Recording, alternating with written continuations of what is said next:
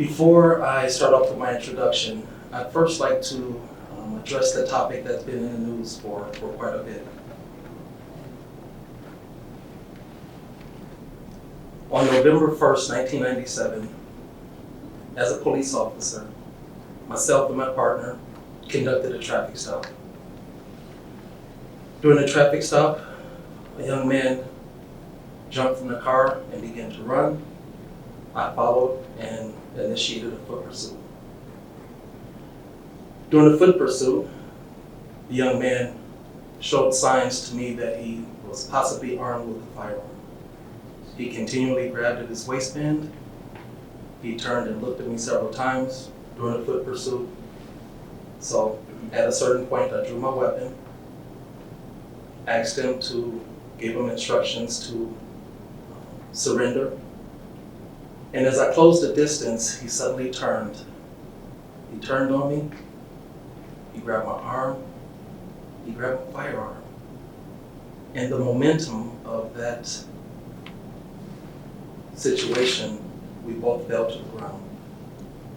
And it was at that point when the gun discharged and the shooting took place. One of the worst days, one of the worst experiences that I've ever been through. It's important to note that the District Attorney's Office, along with the Police Department Internal Affairs Division, conducted a full-scale investigation, and they both arrived at the same conclusion, that there was no wrongdoing on my part. Extremely, extremely terrible incident that occurred. Men and women joined the police department to save lives, to help people, to get involved with the community, solve community problems. That was my focus. Unfortunately, the shooting happened. And it's something that I think about, and it's with me, has been for the last 24 years. My only ask is that I be evaluated on the breadth of my career.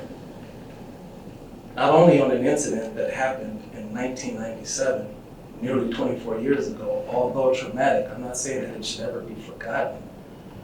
But what I'm saying is evaluate everything since 1997. So I am convinced, as a matter of fact, that anyone in this room, anyone listening, the leader of the NAACP, you yourself, let's sit down, let's have a conversation, and afterwards you will be convinced that I'm the right person for this job as well.